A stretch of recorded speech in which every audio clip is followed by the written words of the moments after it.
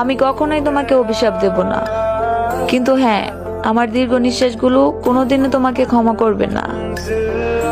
আমি প্রতিটা মোনাজাতে দোয়া করি তুমি ততটাই ভালো থেকো যতটা আমাকে কষ্ট দিয়েছো। ছলনাময়ীর কাছে হয়ে গেছি পর, রাত হলে ঘুমটাও স্বার্থপর।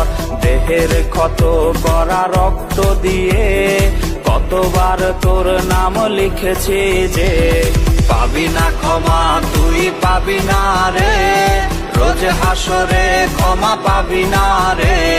খুব করে যদি খুব মনে পড়ে, খোঁজ নিয়ে দেখিস নেশার আসরে।